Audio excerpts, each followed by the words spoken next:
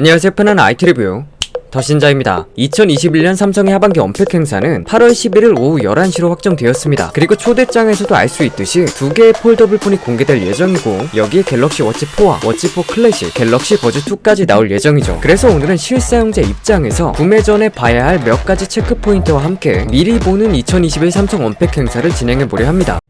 일단 먼저 메인이 될 폴더블 폰 갤럭시 폴드 3 플립 3를 체크해보자면 역시 첫 번째 가장 중요한 건 바로 가격이죠. 제품에서는 가격이 정말 중요해요. 최근에 아주 핫한 태블릿도 있죠. 갤럭시 탭 S7 FE라든가 가격이 정말 중요하다는 걸 알 수 있는, 특히 폴더블 폰 같은 경우는 기존의 스마트폰에 비해 상당히 비싼 편에 속해서 접근성을 위해 이 가격이 가장 중요할 수밖에 없어요. 그런데 이번에 갤럭시 Z 폴드 3의 경우 약 240만원이었던 출고가에서 40만원 낮아진 199만원 정도 가격을 볼 수 있을 거라 합니다. 굉장히 많이 낮아졌다고 볼 수 있겠고, 역시 갤럭시 Z 플립 3의 경우도 전작에는 165만원이라는 출고가였지만 동일하게 40만원 정도 낮춰진 대략 125만원 정도로 만나볼 수 있을 것 같습니다. 그동안 폴더블 폰이 확실히 혁신적인 폼팩터는 맞지만 가격이 비싸다는 점에서 접근하기가 쉽지 않았었는데, 이번에는 좀 가격적인 메리트가 있다라고 볼 수 있겠네요. 두 번째로 체크해볼 포인트는 바로 발열입니다. 올해 상반기에 출시한 갤럭시 S21 시리즈에 이 발열로 인해 좀 이슈가 되었고 현재도 진행 중이죠. 특히 여름이라 올해 너무 덥고 습하고, 근데 여기에 스마트폰까지 뜨거워버리니까 실사용자분들에게 불만이 여기저기서 터져 나오고 있더라고요. 저 같은 경우는 크게 발열이 느껴지지는 않는데 발열이 뽑기가 있다는 거, 이것도 좀 말이 안 되는 거고, 그리고 상당수 문제를 호소하고 있다는 건 확실히 개선이 필요해 보입니다. 문제는 이번에 폴드와 플립에 탑재되는 프로세서가 스냅드래곤 888인데 엑시노스 2100보다 조금 낫다 정도지 역시 발열 문제가 있어서 이번 폴드 3와 플립 3에서는 발열 문제를 좀 어느 정도 잡고 출시를 해야 할 것으로 보입니다. 실사용에 문제가 될 수 있으니까요. 세 번째로 체크해볼 포인트는 방수입니다. 사실 폴더블 폰이라는 구조상 방수가 되기가 정말 힘들죠. 근데 이번에 방수가 IPX8 등급으로 출시할 것으로 보여서 방수 부분에서도 좀 기대를 해도 좋을 것 같습니다. 이 이야기가 맞다면 갤럭시 S21 시리즈와 동일한 등급이기 때문에 물에 대해서는 조금 이제는 마음 놓고 사용할 수 있지 않을까 싶어요. 물론 그래도 워낙 고가라서 조심해서 쓸 것 같긴 하지만, 네 번째는 폴드와 플립을 좀 나눠서 이야기를 해보자면 활용성, 두 기기는 확실하게 차이점이 존재하기 때문에 구매자 본인에게 맞는 기기를 구입해야 한다. 폴드는 외부 디스플레이도 기존 바형 스마트폰에 준하고 내부 디스플레이는 작은 태블릿과도 비슷하기 때문에 여러가지로 활용해볼 것들이 많습니다. 특히 이번에는 S펜이 사용이 가능해져서 더 많은 것들을 할 수 있겠죠. 필기를 할 수도 있겠고, 다만 무게가 좀 많이 나간다는 것은 생각해볼 포인트고, 반면에 플립은 상대적으로 작은 외부 디스플레이, 그리고 펼쳤을 때는 일반 바형 스마트폰의 형태를 가지고 있고 접었을 때는 휴대성이 극대화되는, 그리고 디자인이 제 개인적인 기준으로 삼성 갤럭시에서는 제일 좋다고 보고 있어서 디자인에 포커스를 두시는 분들에게 좋은 기기죠. 먼저 갤럭시 Z 폴드 3부터 자세히 살펴보자면 스펙은 스냅드래곤 888 프로세서, 12GB 램 탑재, 색상은 블랙, 실버, 그린 세 가지 색상, 외부는 6.2인치, 내부는 7.6인치의 디스플레이가 탑재됩니다. 변경되는 점은 내부에는